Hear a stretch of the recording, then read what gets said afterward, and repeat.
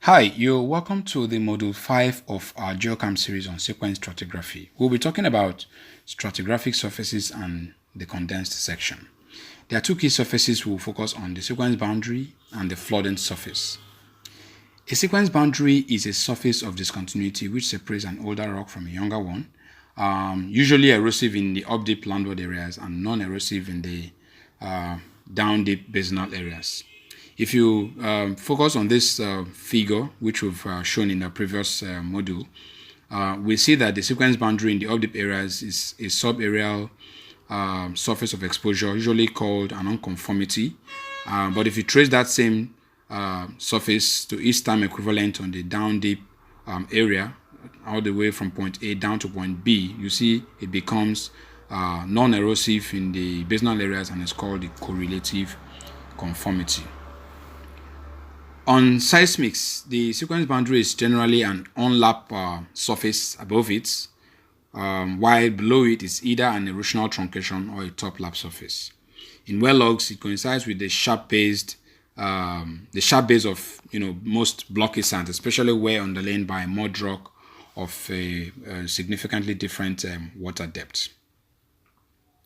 So this is an outcrop example. The sequence boundary SB here separates the indurated sandstone above from the mud rock facies below. This is yet another example. The figure on the left shows fine sands with bioturbations, with nice sharp erosive base sitting unconformably on dark gray shales with laminations. Same thing on the right. You see much more of sandy facies separated by the mud rock or shale facies below it. So this is just a gamma ray log showing typical positioning of a sequence boundary on the well log. So like I mentioned earlier, it's mostly at the base of the blocky sands, especially where underlain by mud rocks. But there are times where the sequence boundary does not coincide with that sharp base because of debris. So you find it slightly below the erosive base of the sand.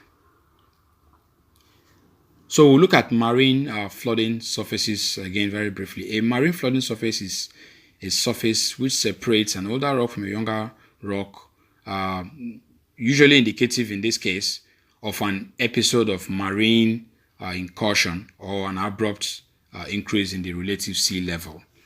So there is a type of marine flooding surface which is called a transgressive surface of erosion or the ravinement surface. And that's an erosional kind of marine flooding surface which marks the onset of marine transgression, or we kind of tells us the first episode of rise in sea level after prolonged episodes of sea level fall during the low stand systems tract.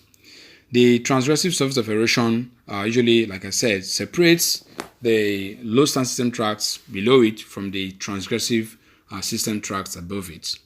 On seismic sections, below the TSE is usually a top lap or an erosional truncation, but above it is an unlapped surface.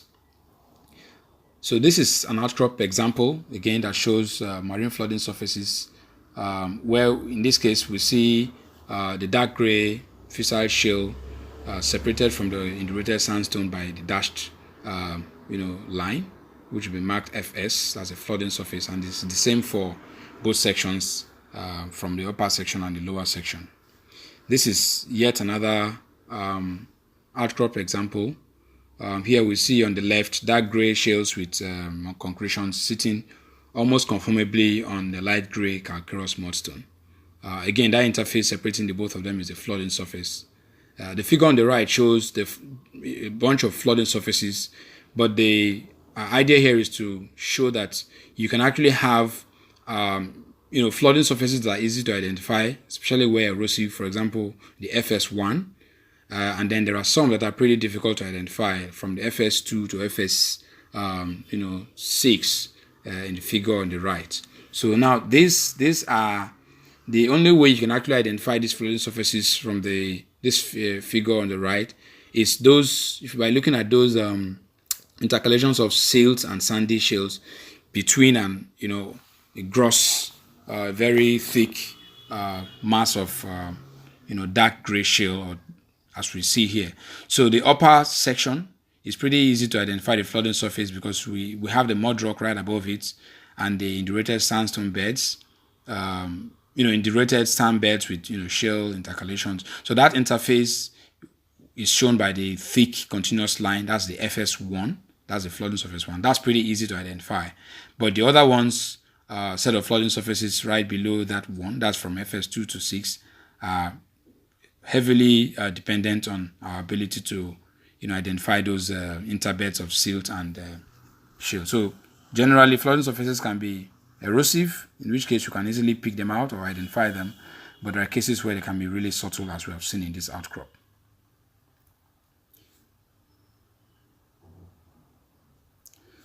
So flooding surfaces on well logs are pretty easy to identify, especially where you have a very well shown contrast between the sand and the shale. So in this case, those lines with the arrows actually show the depths across which you have an abrupt increase in the sea level or an abrupt deepening in the water depth. So those are the flooding surfaces as highlighted. So we have the maximum flooding surface as next. Now that is a flooding surface which marks the time of the greatest sea level rise or marine transgression on the shelf. So just like we mentioned, we had the TSE, that's the transgressive surface of erosion. That's the onset of marine incursion. So that's like the first phase of marine incursion. So the maximum flooding surface is like the last phase, like the surface that actually caps the episode of an increase in the sea level. And that is what is called the MFS, the maximum flooding surface. Key characteristics include, first of all, it represents the most landward shoreline incursion, and it contains the most distal faunal organisms, pelagics and hemipelagic fishes. The MFS is usually rich in radioactive and organic rich shales, and also minerals like or rocks like glauconite, and some special stratigraphic sections called the hard ground. Generally, the maximum flooding surface separates the transgressive system tracts below it from the high stand system tracts above it, and it represents a transition from a retrogradational, parasequence stacking to an aggradational parasequence stacking. I'll be talking more on these retrogradational and aggradational stacking patterns much later. Generally, both on seismic section and on an outcrop, the maximum flooding surface is usually a downlap surface for the HST deposits. All right, let's look at the condensed section. The condensed section is usually a thin stratigraphic interval, which is comprised of mostly pelagics and hemipelagics, and it marks a period where there was very slow depositional rates and a very slow rate of increase in the relative sea level. Other characteristics of the condensed section include it is usually starved of indigenous deposits. It contains deposits from the mid to outer shelf areas and slope, or in some cases, basin floor areas. And the deposits in the condensed section are deposited during the maximum phase of relative sea level rise and maximum flooding. So that means we have the maximum diversity and abundance of deep marine foraminiferous.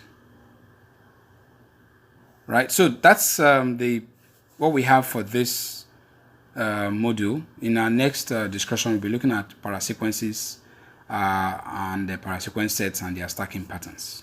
Okay, so thank you very much for your time. Do not hesitate to send me emails or send your questions and share your ideas. I really like to get your feedback. Thank you very much.